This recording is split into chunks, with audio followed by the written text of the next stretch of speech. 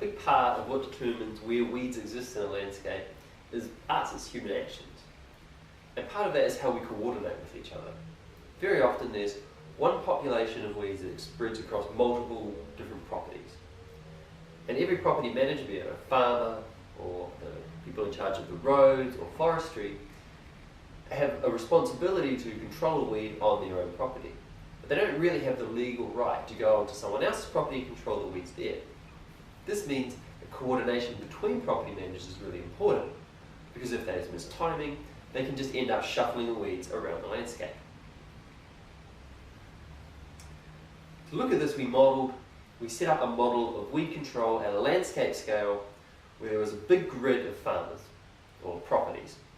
And each grid cell had to decide, could have weeds or not, and they had to decide whether they were going to control or not. And we had over 4,000 of these sort of pretend farmers in our computer, and we ran the model forward to see how the weeds spread over this landscape. And so as I said, each property could either have the weed or they could not have the weed, and then those weeds could spread. And we modelled spread very simply. We said either the weed could spread to the next door neighbour, and this would be largely through things like natural processes like wind dispersal or water dispersal, or we said there could be long distance dispersal. And this was just when we went from one property to an infected property to any other property in the landscape randomly. And this is to capture things like human mediated dispersal from farm machinery being moved around on roads and trucks and things like that. So if that's the weed, then what about the people making the decision to control? So just as the farm could either have weeds or not have weeds, the decision maker on that pretend farm, what we'll call the agent, could either do nothing or do something. And this led to our state-space model. And in our state-space model, we have 4 states. So we have weed-free farms, where the agent does nothing, and these are called susceptible. We have weed-free farms where the agent is doing something, and we call these vigilant. So this could be things like washing down farm machinery and other sort of biosecurity practices. Alternatively, the farm could be infected and the agent could be doing nothing, and we just call these infested. And they could also have the weed and be doing something, trying to eradicate it, get rid of it through either herbicides or crop rotation or grazing management, and we call these ones controlling. And of course, our individual pretend farms could switch between these states. So if you didn't have weeds, you could get infested with some probability of invasion that depends on where the other infested properties in the landscape are and whether they were controlling or not. And of course, if a farm is controlling or the agent is controlling, they may actually succeed, and then you go from the controlling state back to the susceptible state. And then the people need to decide whether they're going to do something or do nothing. And so how do they decide? Well, we use this thing called a logistic decision rule. And basically this is just a logistic curve where along the bottom you have the net benefit of deciding to do something, either controlling or not controlling, if you have the weed, or being susceptible or vigilant if you don't have the weed. And the net benefit of that decision, as the net benefit of that increases and becomes positive, you are more likely to control, so that your probability of actually making that switch, so of going from one state to the other state, becomes higher. And if it's negative, then the probability goes lower. So if actually changing from one state to another will be a cost to you rather than a benefit, then the probability gets much lower.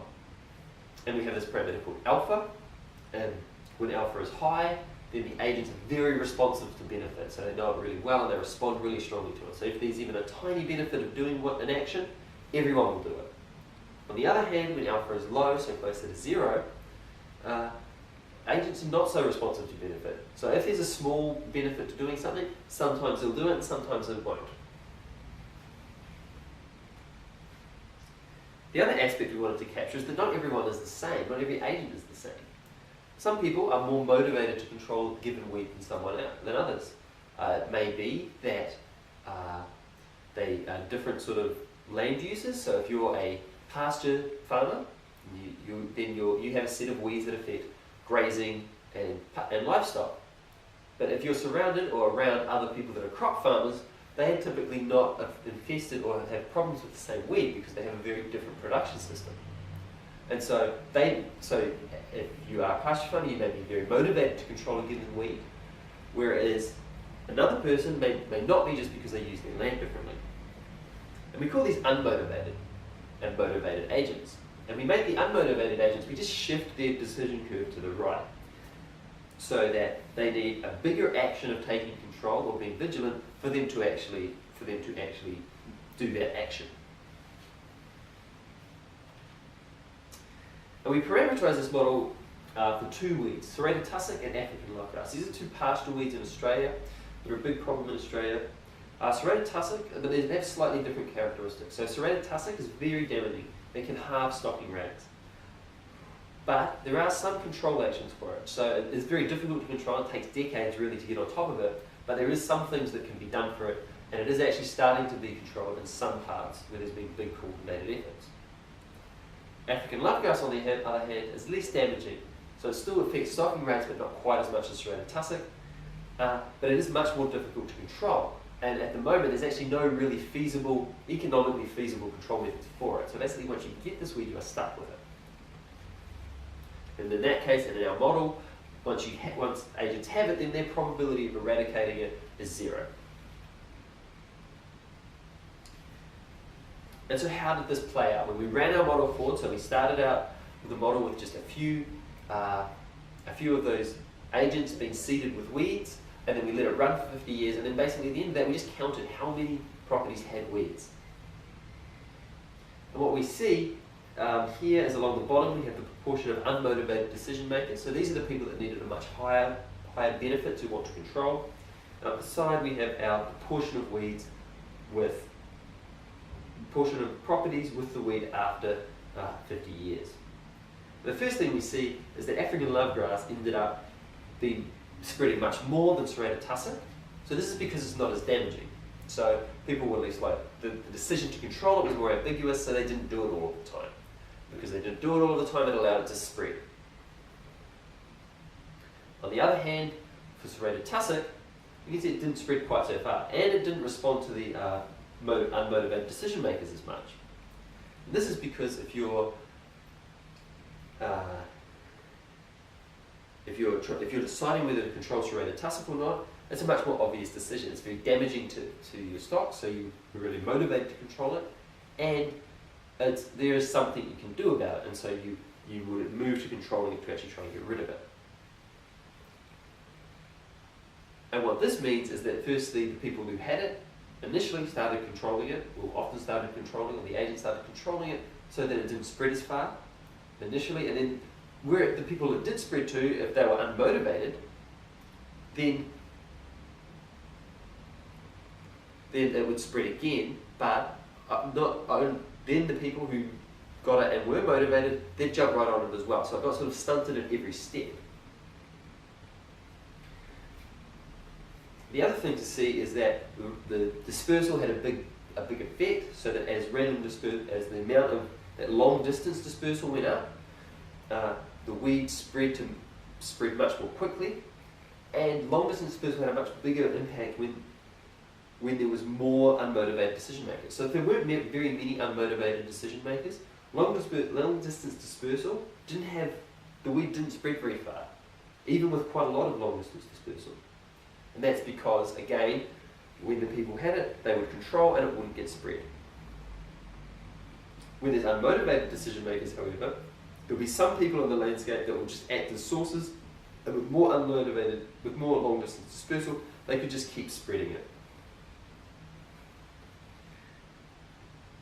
The other thing to see is the effect of alpha. So remember, this is how responsive are those agents to the benefit of making a transition. And you see these look very different. So for serrated tussock, a small increase, initially alpha is when alpha is low, the proportion of agents with the weed after 50 years is quite high, and it drops off very quickly as alpha increases. So an alpha of 0 here actually isn't very realistic. It basically just means random decision making, which no one makes the decision, no weed manager makes the decision randomly. But as we increase alpha a little bit more to sort of more realistic behavior, where people tend to act in the way that for the action that has the higher benefit, then we see that the proportion of agents with weeds drops off very quickly, where there's both unmotivated and motivated decision makers in the landscape. We can see it clearly drops off more when there's no unmotivated decision makers, and it drops off not as much when there are unmotivated decision makers. African lovegrass is a little bit different though. The decision to control African lovegrass was quite ambiguous. And so, in order to pick up on that, the agents, the decision makers, they need to have quite high alpha, so they had to respond to net benefit quite strongly. And so we see as we increase alpha a little bit, and we keep increasing up to about 2, you don't really get any action at all. And then once it gets high enough that agents can start seeing the benefit of the small benefit of controlling African lovegrass, the proportion of decision makers with the weed after 50 years drops off very quickly.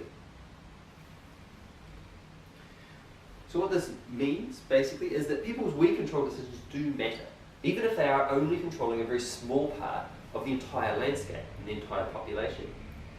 And that's partly because people's actions affect the rest of the landscape, both through dispersal and the way their actions affect the cost-benefit calculations that everyone is doing about whether to control the weed or not. And coordination is important. So we saw that for serrated tussock it spread much less quickly, and it was much